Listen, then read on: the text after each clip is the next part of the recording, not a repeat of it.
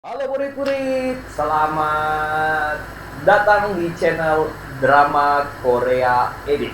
Upload dulu dong. Sebelum saya memulai, saya akan memperkenalkan diri saya dengan saya sendiri, hostnya Daeng Nugen ya, Daeng Nugen.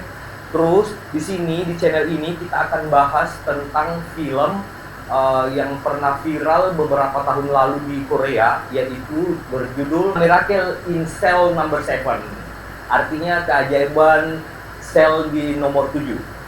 Pokoknya ini kalau mau dibilang sedihnya dapet, lucunya dapet, terus romantisnya juga dapet, lengkap dah. Pokoknya ini kalau saya nonton, sudah berapa kali saya nonton, pasti saya menangis. Awal-awal itu film ini menceritakan tentang seorang ayah ya yang mempunyai satu balita ya, mempunyai seorang anak, bukan balita, seorang anak. Tapi dia sudah meninggal oleh ibunya, masih dalam kandungan. Bukan, sudah dilahirkan sih, bukan dalam kandungan, sudah lahir. Terus yang serunya di sini, bapaknya itu kalau nggak salah dia mengidap penyakit kayak autis begitu. Jadi anak ini dia hidup bersama orang tuanya itu cuma berdua. Bapaknya itu ya dia di penjara. Nah, di penjaranya itu karena dituduh oleh seorang komisaris besar polisi di Korea. Ya, komisaris polisi Korea. Dia dituduh membunuh anaknya si komisaris polisi ini. Gitu. Akhirnya dia di penjara. Karena begini, anaknya si kecil ini, bapaknya kerja kan mau masuk sekolah tuh. Terus dia punya kebetulan anaknya itu punya hobi film kartun Sailor Moon.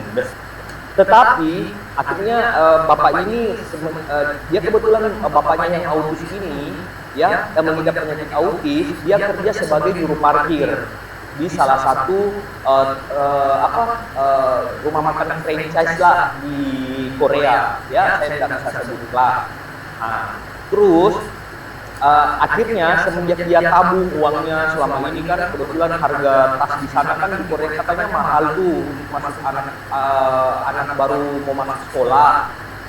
Akhirnya uang tabungannya dia cukup, pergilah ke toko itu.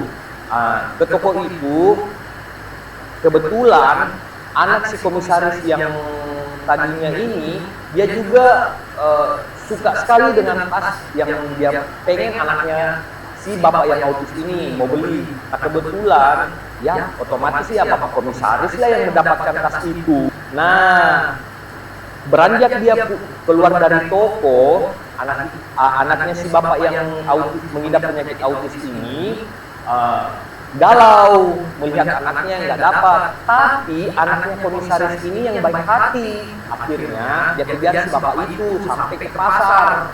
Tapi dia tidak dapatkan, padahal niatnya anak ini mau serahkan tas yang Sailor Moon itu ke anaknya bapak yang autis gitu. Tetapi dia terpeleset karena bekas-bekas salju. Terpeleset terus ketimpa batu. Meninggoy ya, akhirnya dia meninggoy. Terus si bapak yang autis ini ngeliat, loh yang tadi nih di pasar di toko Sailor Moon anak yang ini, akhirnya dia kasih nafas buatan. Terus dia buka sedikit peredaran udara untuk di daerah celananya. Nah, kebetulan ada tetangga sih, ada orang lewat. Dia kira bapak ini memperkosa anak itu. Padahal dia kepeleset, malah bapak yang autis ini mau menolongnya. Begitulah akhirnya sampai dia masuk ke penjara. Nah, terus bagaimana kehidupan selanjutnya anaknya? Dia dititip sama ya sekitar itulah panti asuhan lah. Terus karena anak ini pintar, cerdas, akhirnya dia dititip sama dia diambil oleh gurunya dulu. Karena anak ini berprestasi, mulai dari seninya dapet, masih kecil tapi pintar lah, dewasa dan mandiri. Karena dia cuma hidup dengan bapaknya itu cuma berdua. Oke, kita lanjut lagi ya, nonton sedikit lagi ke arah di dalam penjara dulu. Bapaknya dulu di dalam penjara. Nah, di dalam penjara bapaknya itu sebenarnya ya seperti penjara-penjara awalnya ya, masuk itu ya paling digilir lah sama anak-anak lain, dibully. Tapi pas ditanya, dia jawabannya lainnya loh. Orang yang tidak waras, namanya orang autis kan, namanya orang autis gitu kan. Akhirnya dia kaget, loh, kok kan kenapa? Ditanya lah sama anak lain, kenapa bisa masuk penjara? Datanglah sipir, kasih lihat catatan-catatannya ya, loh, membunuh anak komisaris, dibully lagi. Tetapi akhirnya mereka lulu artinya karena mungkin tidak mungkinlah hal yang sangat sadis seperti itu, karena dilihat dari kelakuannya selama ini dia baik ya, istilahnya kalau di Indonesia ya baguslah kelakuan baiknya di teman-temannya, di ininya, artinya lucu, gokil, pokoknya bapak ini sebenarnya baik orangnya, cuma dia punya latar belakangan mental. Nah, kita kembali lagi ke kehidupan anaknya. Nah, yang paling miris, anaknya ini yang bikin saya sedih. Karena kenapa? Dia mencari bapaknya itu, dia tidak tahu bapaknya itu di penjara. Dia nggak tahu sampai dia mencari keliling, bertanya di tetangga-tetangganya, kamu lihat bapak saya nggak? Bapak saya ada di mana nih? Saya pulang sekolah, nggak ada orang di rumah, nggak ada ini di rumah. Dia tidak datang ke sekolah aku menjemput. Akhirnya dia anaknya ini bisa ketahuan pas dia lihat di TV waktu bapaknya disuruh rekap ulang perkara. Nah begitu, disitulah dia lihat. Akhirnya dia beranikan sendiri, anak itu kasihan juga sedihnya, anak itu pergi ke TKP, ya kan? Kebetulan dia lihat mungkin arah-arahnya waktu ke toko, jadi dia tahu jejak-jejak bapaknya itu kan di mana waktu pergi mau cari tas itu. Akhirnya dia lihat dia sudah kerenungan di sana, ya kan? Dia belum lihat bapak karena saking ramainya orang membuli bapaknya itu, karena viral, kebetulan kasusnya viral sekali karena membunuh atau memperkosa anak komisaris besar aparat. Nah, kalau cuma aparat biasa mah mungkin masih bisa ini kepala komisaris polisi besar loh di Korea. Akhirnya sudah banyak wartawan dibully sama masyarakat. Orang tuanya yang korban juga si anak ini datang sampai pengen balas dendam ini, tapi masih ada daerah polisi-polisi yang lain yang menjaga ya, karena tetap dijaga keselamatannya juga, ya kan? Tetap hukum berjalan. Nah, singkat cerita ya teman-teman, tidak lama kemudian anak itu melihat, sebenarnya awalnya sih dia lihat, tapi dia belum tahu jelas kalau itu bapak saya, karena di sana orang pada saat itu dia pakai masker, ya kan, pakai masker, jadi nggak kelihatan mukanya, cuma matanya doang. Nah, pas dia mau naik di mobil, sudah rekap kejadian ulang ini, dia naik di mobil. Nah, kebetulan ada keluarga korban yang menarik maskernya, kelihatanlah mukanya si bapak itu. Kebetulan anaknya itu lari sekencang-kencangnya kejar bapaknya, berteriak bapak. Orang pada kaget pada balik ke, wah ternyata dia punya anak. Malah anaknya yang pengen dibully juga, pengen balas dendam. Loh tidak bisa, ya kan banyak aparat begitu. Nah, singkat cerita akhirnya anaknya diambil, diselamatkan dulu, terus bapaknya juga diselamatkan naik di mobil polisi, akhirnya dibawa terpisah masing-masing. Dijelaskan, ya dasar ini bapaknya orang autis, ditanya ini itu, jawabannya cuma ya dia anakku, saya tidak membunuh, saya pokoknya ya bagaimanalah orang autis begitu ya.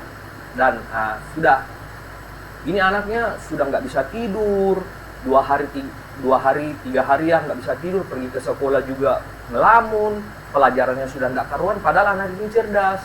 Akhirnya gurunya sampai prihatin, ya kan? Singkat cerita, anaknya ini dibawa ke penjara untuk melihat bapaknya ya, menjenguk bapaknya di penjara dengan dibantu oleh seorang gurunya yang baik hati ini. Singkat cerita ya, Gurunya akhirnya ketemulah bapaknya dengan anaknya karena dibantu dengan orang tua murid ya mungkin akhirnya sampailah ke penjara. Pertemuan yang sangat dramatis lah pertama sekali di penjara. Di situ saya luar biasa, air mata saya menetes loh, perjuangan seorang anak yang baru berusia 6 tahun bisa bertahan hidup dengan ditinggal oleh seorang bapak yang bapaknya itu autis. Dia pun bapaknya pun ini di penjara walaupun dia autis, tapi pikirannya hanya di anak saja, anaknya saja. Karena dia hidup, katanya dia hidup untuk anaknya saja. Itulah betul-betul yang namanya hikmah kalau saya ya pikir hikmah di film ini itu yang namanya ayah ya. Walaupun dia punya keterlatar belakangan mental atau penyakit autis yang tidak samalah dengan kita yang orang normal ini, begitu besar perjuangannya mempertahankan seorang anaknya ini sampai Masya Allah, luar biasa lah, nggak tega saya bro. Nah akhirnya ya panjang cerita. Tapi yang bikin lucunya di sini, anaknya itu bisa tinggal di dalam penjara. Kenapa? Kenapa coba? Karena anak ini pintar, cerdas. Di penjara itu diadakan suatu hiburan yang diundang itu paduan suara, ya kan? Paduan suara. Nah kebetulan anak ini termasuk salah satu pengisi acara di pentas paduan suara untuk menghibur para napi yang ada di bapaknya yang dipenjarakan. Nah gitu, akhirnya anak itu datang kan, tampil sambil menyanyi gini. Tapi anak itu cerdas, dia diselamatkan oleh temannya bapaknya. Akhirnya si anak ini sudah bisa tinggal di dalam sel itu. Si bapaknya anak yang autis ini menyelamatkan kepala sipir karena kebetulan di dalam penjara itu kebakaran. Nah disitulah dia menyelamatkan nyawanya seorang kepala sipir. Padahal kasusnya ini sudah ditangani mau disidangkan lagi. Padahal kepala sipir ini baca-baca loh. Kok bisa orang ini bisa berbuat sesadis itu? Kalau dia bisa membunuh anak itu, kenapa dia mau menyelamatkan nyawa saya? Nah disitulah dia berbuat baik. Akhirnya dia ambillah anaknya yang bapak autis yang di penjara ini. Akhirnya dia sekolahkan sampai gede, sampai pokoknya dia sekolahkan betul-betul sampai dia cita-citanya sampai terkabullah apa yang dia inginkan anak itu, ya kan? Nah, ringkas cerita ya, sudah anggaplah ini kita masuk sudah di cerita dramatisnya. Nah, karena ya namanya juga kasus anak kepala komisaris ya, mau disogok bagaimanapun karena dia sudah terlanjur malu, ya kan, terlanjur malu sama masyarakat. Jadi dia berbagai macam cara bagaimana caranya bisa bapak ini dihukum mati, dihukum metong lah istilahnya, dihukum metong. Apapun itu, mau presiden, mau menteri, mau apapun yang turun tangan, pokoknya berbagai macam cara sampai si korban ini, istilah korban tuduhan pembunuhan ini, si bapak yang autis itu disekap, disiksa, terus diancam dengan cara begini. Kalau kamu tidak mau kalau anakmu mau selamat, kamu harus mengaku bahwa kamu yang membunuh anak itu. Si komisaris yang baik hati pun, kepala sipir yang ngambil anak ini ingin membela bapak itu. Dia juga mau membuktikan bahwa bapak ini tidak bersalah, gitu loh.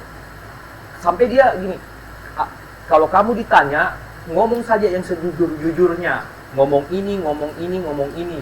Tetapi karena bapak ini autis kan, ya otomatis dia pikirannya hanya anak, sedangkan dia sudah diancam. Dia otaknya sudah dicuci sampai diransum, ya kan?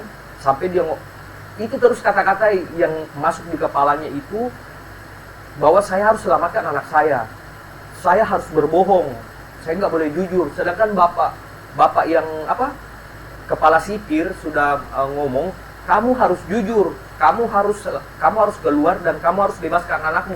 Jadi dia serba salah. Nah, tepat di hari ulang tahunnya anaknya itu, disitulah kejadian yang sangat sedih gitu loh.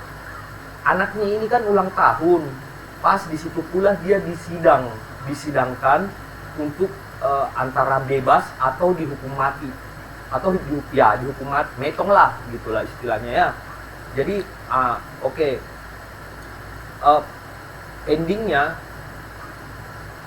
anak itu sudah dibelikan kue ulang tahun kesukaannya, hadiah ulang tahun kesukaannya, apa itu, tas Sailor Moon. Cuman dia berbohong untuk menyelamatkan anaknya karena otaknya sudah dicuci.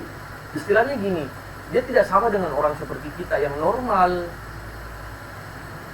Akhirnya ya di sini, tapi